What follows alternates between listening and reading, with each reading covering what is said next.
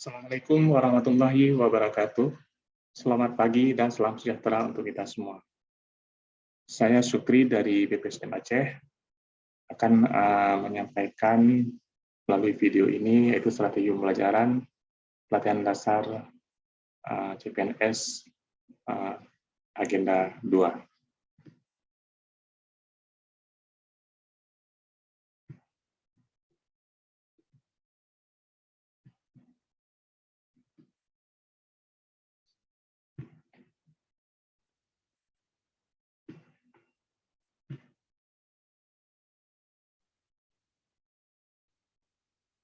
Baiklah, di sini saya akan menyampaikan strategi pembelajaran Agenda 2 nilai dasar CPNS berakhlak.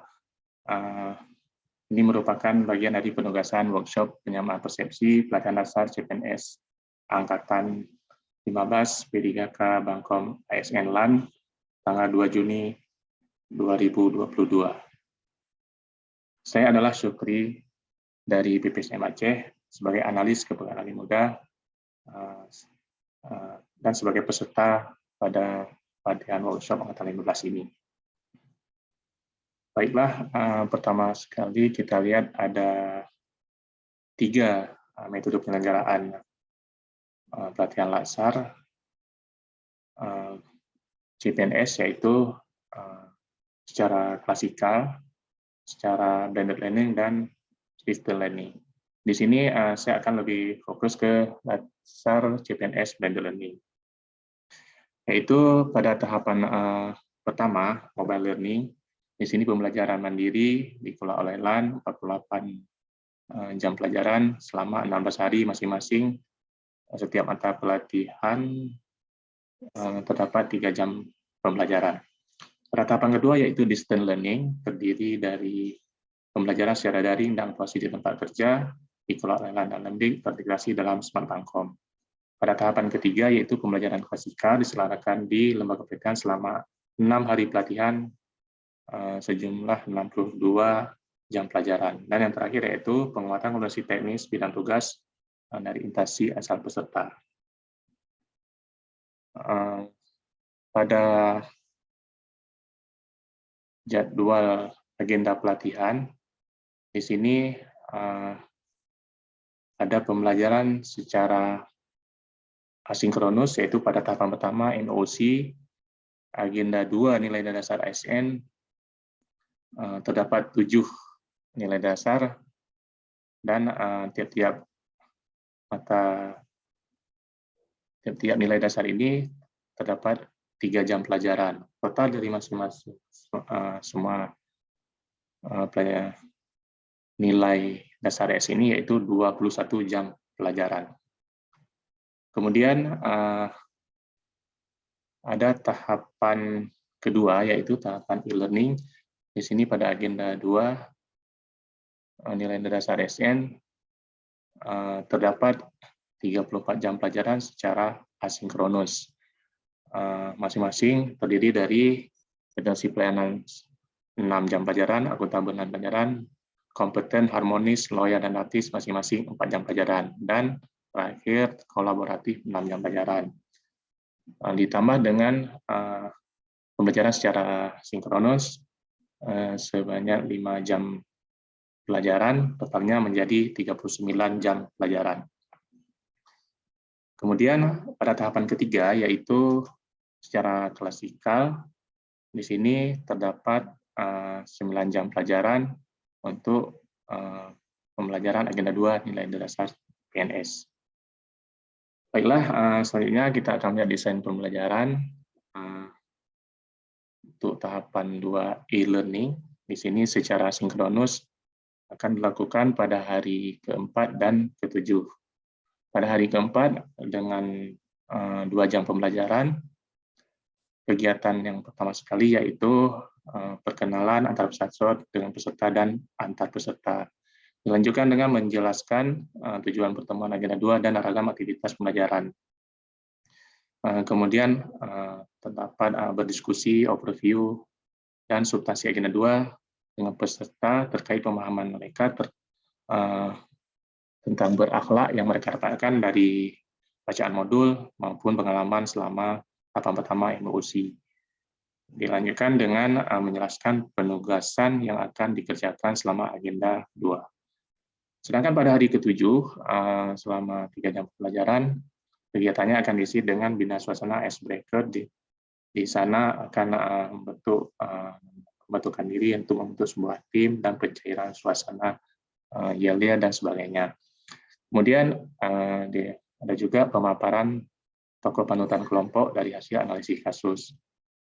Dilanjutkan dengan lesson learned dan diakhiri dengan pemberian feedback dari fasilitator. Pada hari keempat, tahapan 2 e-learning secara asinkronus, penugasan pertama yaitu mengidentifikasikan dan menganalisis beberapa isu terkini terkait penerapan berakhlak di instansi peserta. Tugas ini merupakan tugas individu dengan tingkat capaian C3 dan C4. Peserta akan diberikan tugas yaitu melihat mendiskusikan praktik berakhlak di instansinya, juga akan menguraikan bagaimana nilai berakhlak yang dievaluasi oleh para pegawai instansinya.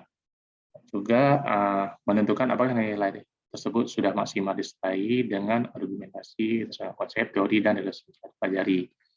Sedangkan pada penugasan kedua, yaitu tokoh panutan, masih juga dalam ini tugas individu dengan capaian C3 dan C4, peserta akan memilih mendiskusikan apa dan bagaimana penerapan nilai ASN berakhlak dari 2 tokoh panutan. Juga akan membuat review secara komprehensif perilaku aktivitas tokoh panutan tersebut dalam mengidentifikasi nilai berakhlak.